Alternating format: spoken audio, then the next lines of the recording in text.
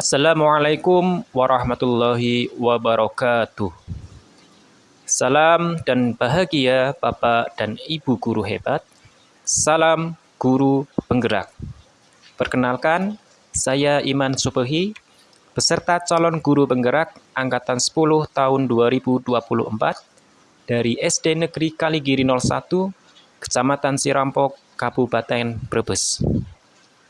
Pada video kali ini, saya akan memaparkan tentang koneksi antar materi modul 1.2 tentang nilai-nilai dan peran guru penggerak. Peristiwa. Dalam perjalanan saya mengikuti pendidikan calon guru penggerak Angkatan 10 pada modul 1.1, pembelajaran dimulai dengan mendalami dan memahami serta mempraktekkan pemikiran dari tokoh pendidikan nasional, yaitu Ki Hajar Dewantara. Terdapat sebuah momen yang bersinar terang. Momen ini tak hanya menjadi titik balik, tetapi juga menjadi pangkal sebuah transformasi pemikiran yang mendalam dalam cara saya memandang pendidikan yang berpihak pada murid. Memahami pemikiran Ki Hajar Dewantara benar-benar mengubah perspektif saya tentang pendidikan, pembelajaran, dan anak. Momen itu terjadi ketika saya menelusuri lebih dalam tentang esensi dari pendidikan yang berpihak pada murid. Sebuah konsep yang ditekankan oleh Ki Hajar Dewantara. Saat itu, dalam keheningan ruang belajar, saya menyadari bahwa pendidikan yang sejati tidak hanya sekedar menyampaikan pengetahuan dari guru kepada murid, melainkan lebih dari itu, ia adalah sebuah panggilan suci untuk mengangkat martabat dan potensi setiap anak. Saya mulai memahami bahwa pendidikan yang berpihak pada murid bukanlah sekedar konsep, tetapi sebuah komitmen yang mendalam untuk memuliakan setiap individu. Ki Hajar Dewantara mengajarkan bahwa setiap anak memiliki hak untuk tumbuh dan berkembang sesuai dengan bakat dan minatnya, sesuai dengan kodratnya masing-masing. Namun, momen itu juga membawa saya pada sebuah pertanyaan yang mendalam tentang peran saya sebagai seorang guru. Apa peran saya? Dan bagaimana saya seharusnya memainkan peran ini? Dan pada akhirnya, saya menemukan jawabannya ketika memulai pembelajaran modul 1.2 tentang nilai-nilai dan peran guru penggerak. Kaitan antara modul 1.1 dan 1.2 yang saya pahami adalah dalam aliran air yang mengalir tenang, terdapat hubungan yang kuat antar elemen yang tampaknya berbeda namun saling melengkapi. Filosofis pendidikan Ki Hajar Dewantara dan nilai-nilai serta peran guru penggerak seperti aliran yang mengikuti alur sungai.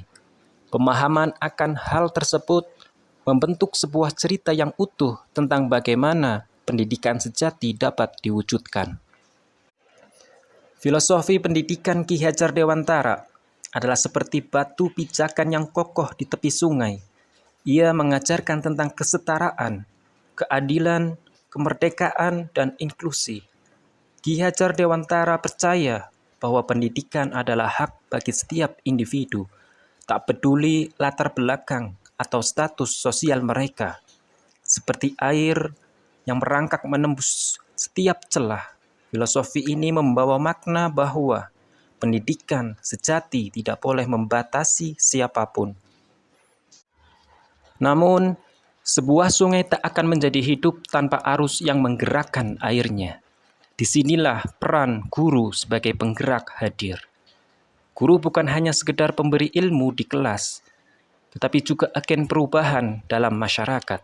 Mereka adalah penjaga api yang menyulut semangat belajar, pembimbing yang membantu siswa menemukan potensi tersembunyi mereka, dan pionir yang memperjuangkan kesetaraan dalam pendidikan.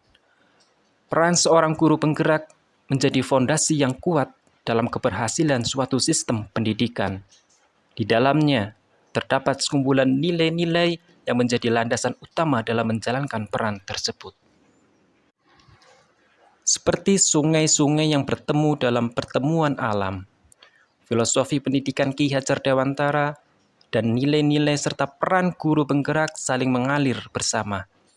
Guru yang terinspirasi oleh pemikiran filosofis pendidikan Ki Hajar Dewantara akan menjadi pembawa perubahan yang membantu menciptakan dunia di mana setiap individu memiliki akses dan kesempatan yang sama untuk belajar dan berkembang dengan proses pembelajaran yang berpihak pada murid.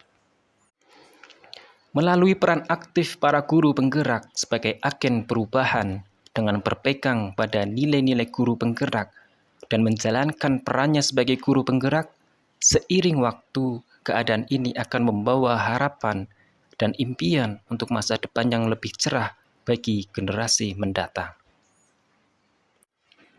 Perasaan. Saat momen pencerahan itu terjadi, saya merasa seperti bagaikan seorang petualang yang menemukan harta karun yang lama dicari-cari dalam gua gelap. Ada sensasi campuran antara kelegaan yang mendalam dan kegembiraan yang meluap-luap saat saya menyadari kebenaran yang menggetarkan hati, mengubah perspektif pemikiran saya pada modul 1.1.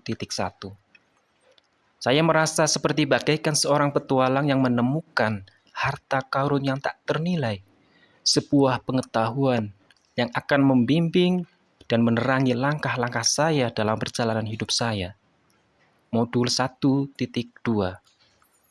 Perasaan rasa syukur dan keberuntungan memenuhi hati saya karena saya merasa diberkati atas kesempatan untuk mengalami momen pencerahan yang begitu berharga ini.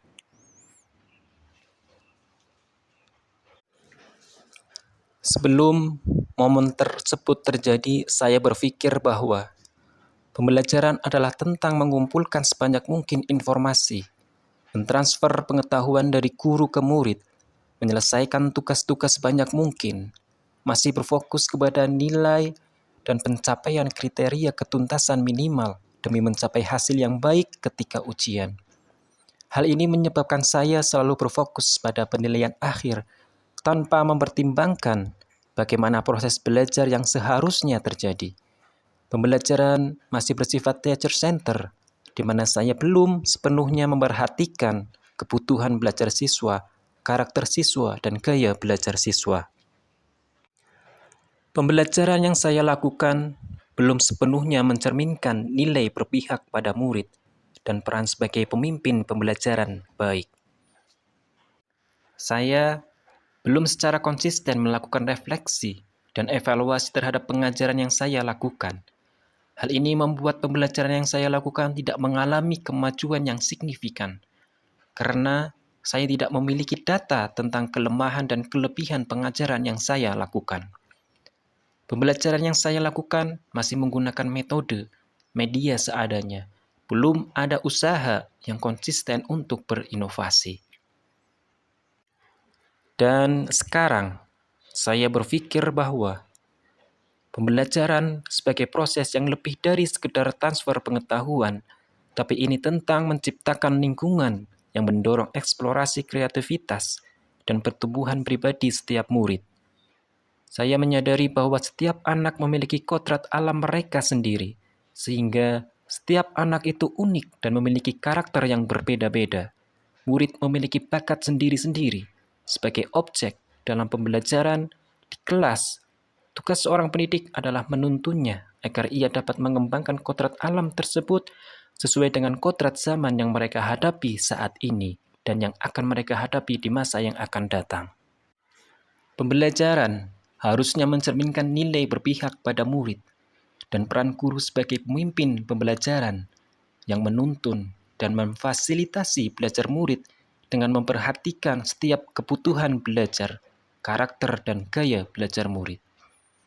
Penting untuk bisa selalu membuka diri untuk refleksi dan evaluasi diri terhadap praktek mengajar, agar dapat mengidentifikasi kekuatan dan kelemahan, serta mencari cara untuk terus meningkatkan kualitas pengajaran agar lebih efektif. Kodrat alam dan kodrat zaman mengharuskan seorang guru untuk terus berinovasi tanpa henti untuk dapat menciptakan pembelajaran yang efektif dan menyenangkan.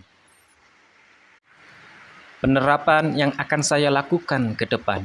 Yang pertama, saya akan menciptakan lingkungan belajar yang mendorong eksplorasi kreativitas dan pertumbuhan pribadi setiap murid, menuntunnya agar ia dapat mengembangkan kodrat alamnya sesuai dengan kodrat zaman yang mereka hadapi saat ini dan yang akan mereka hadapi di masa yang akan datang. Maka dari itu, pembelajaran yang saya lakukan ke depan harus mencerminkan nilai berpihak pada murid dan peran sebagai pemimpin pembelajaran yang baik, memperhatikan setiap kebutuhan belajar siswa, karakter siswa, dan gaya belajar siswa.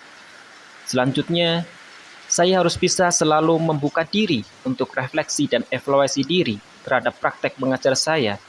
Dengan refleksi yang terus-menerus, saya dapat mengidentifikasi kekuatan dan kelemahan saya, serta mencari cara untuk terus meningkatkan kualitas pengajaran agar lebih efektif dan relevan bagi para murid. Yang terakhir, saya harus bisa mencari cara baru dan kreatif untuk menginspirasi dan membantu murid dalam belajar dengan menjadi inovatif. Saya berharap pembelajaran yang saya laksanakan ke depan dapat menyesuaikan metode pembelajaran dengan perkembangan zaman dan kebutuhan individu para murid, dan bisa menjadi pemimpin pembelajaran yang lebih baik dari sebelumnya. Demikian pemaparan yang dapat saya bagikan, semoga bermanfaat bagi kita semua. Mari terus bergerak, tergerak, dan menggerakkan menuju Indonesia maju. Assalamualaikum warahmatullahi wabarakatuh.